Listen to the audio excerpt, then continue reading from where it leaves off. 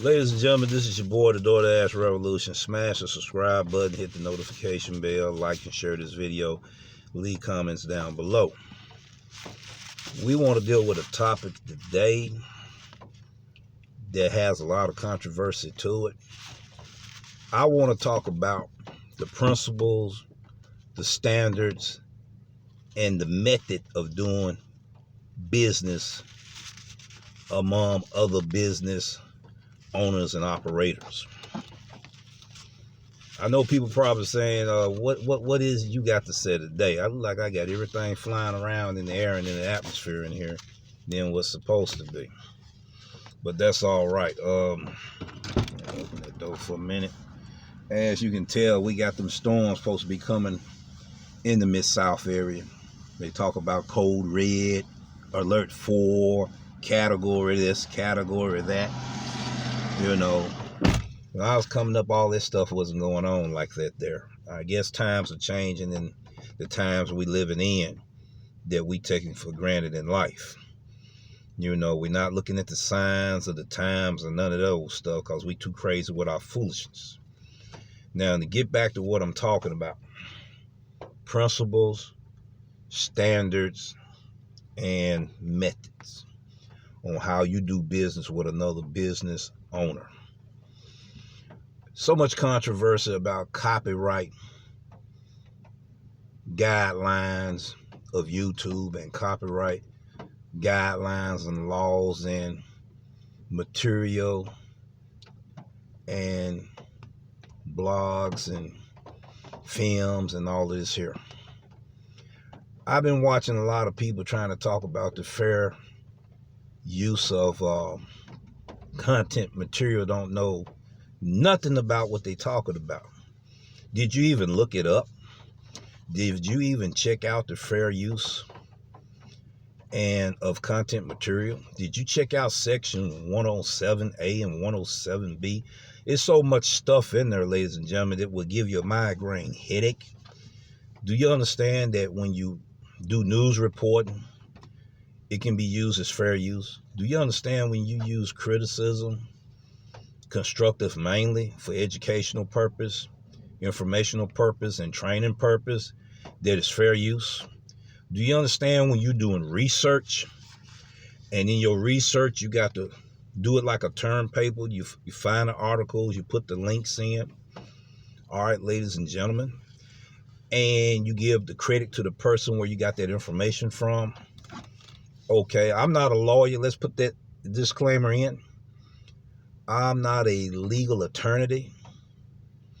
I'm not a lawyer. I'm not a paralegal. I'm not a judge that's in the courtroom that can make these rules and regulations and be able to define what's right and what's wrong. Let's get that straight. Okay, now everybody talk about this man had a hidden agenda, and Pedro claiming that this man had a hidden agenda against him. I want to break this down in another perspective that hadn't anybody even looked at.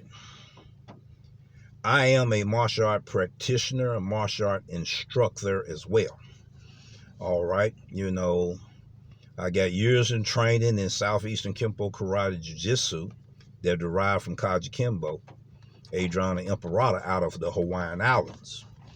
All right, I'm also an instructor in Krav Maga, okay, and FMA, which is Filipino martial arts, where you first had to learn how to use weapons before you start using these hands.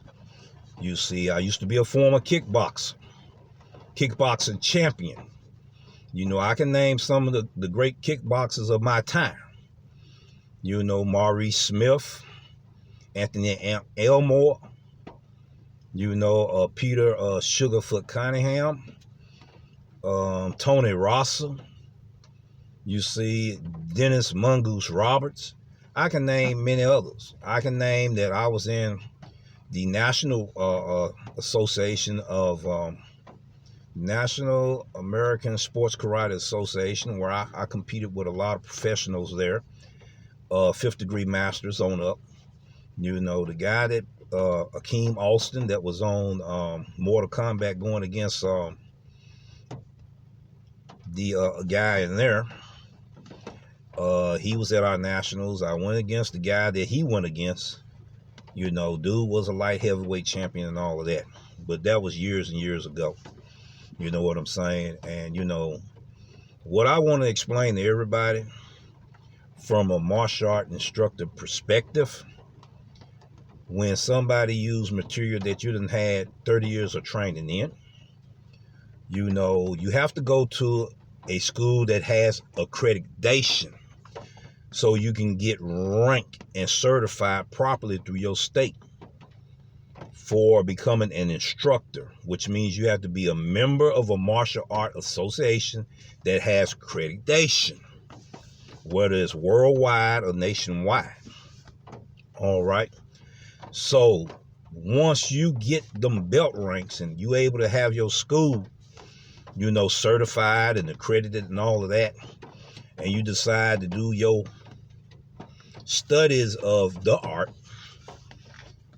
in your location, facility, and you film in your location and facility on your channel. Now, we talking about self-defense here, ladies and gentlemen. Okay. Now, why would I, as a content creator, take a material from somebody else's channel, okay, and use it as a gig conference for self-defense training without having any interaction with the person that I'm using his material on? It's the principle, it's the standards, it's the method, ladies and gentlemen. You understand what I'm saying? Everybody's saying the man being petty and all of this. No. You got to look at that. The man is a trained instructor in Aikido. All right. They have a accreditation for being ranked as a black belt or a master. He had to get accreditation for his rankings from a accreditation school and a accreditation association, martial art association, which means if he hadn't have asked to take it down, they could have taken his accreditation away from him as being an instructor representing the association of the martial art association that he's a member of. That's all it was, ladies and gentlemen. You see, there's protocols that we have to take. You know, if I would have wanted to put that man on my channel and said, well, I'm going to do a martial art demonstration, I needed to have first been subscribed to his channel. Second, have some interactions with him. Third, have some comments in the comment section. Somehow connected with this man. Then had an interview with him, talking about the ideals and things that I want to do for the gig community. And I would think that he would be a valuable asset to our community. That's the proper way to do things, ladies and gentlemen. The proper way, the protocol. Nobody bigger than the principles, the standards, the method, and the rules and laws and regulation that we have in America. That's the reason why we got laws against criminal activity today. Because people think that they have a right to go take from somebody else and commit a crime. Now, I know people out here ain't that stupid to sit here and can't see that was something wrong with that picture in doing these things. Now, Pedro, I warned you before about when you was talking about trying to do the mental illness thing that was on Reese Live. All three of us was on there. Still, you listening to what I have to say, you left the channel. You left the scene, man. You see what I'm saying? Because first of all, you think, okay, I'm better than this man. Since I'm better than this man, I don't have to listen to anything that he got to say. That's how you treated me. Okay? So you was wrong for that as well, brother. Now you done put yourself in a rabbit hole.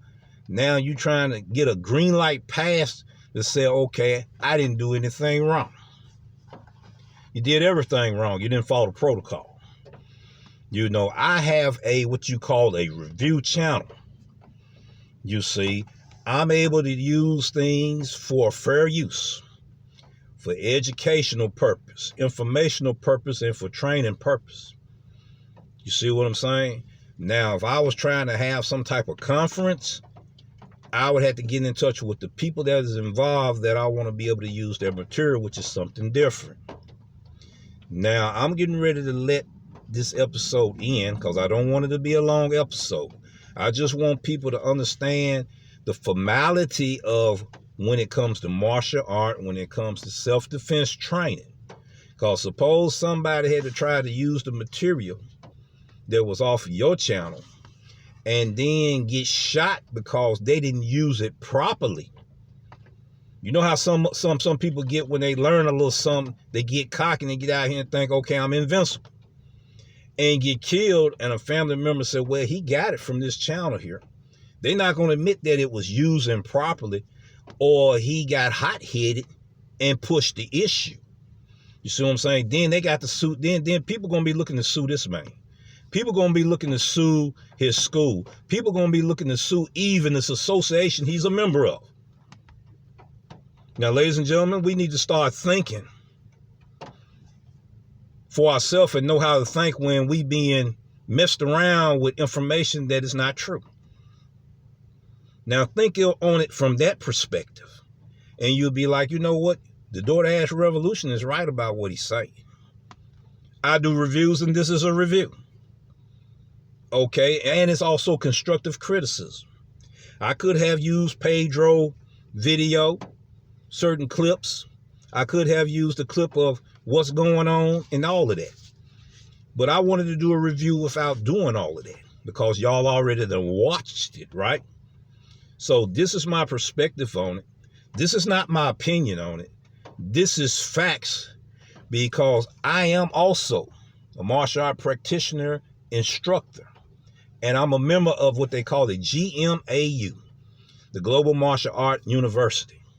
So there's proper protocols and procedures you got to do to get it approved from the board of the association that you're a member of before you can do certain things, ladies and gentlemen. Peace, take care. I hope you take this with a grain of salt. And if we're going to build the community, we need to know how to follow the rules, regulations, and company guidelines of things before we do things as content creators. Okay? And I'll be talking on another episode. We're going to do a part 2, and we're going to be dealing with content creators that feel like they can bash people and trolling them. All right, we're going to deal with that as well. Peace, take care, and you have a good one. And stay tuned for my next episode.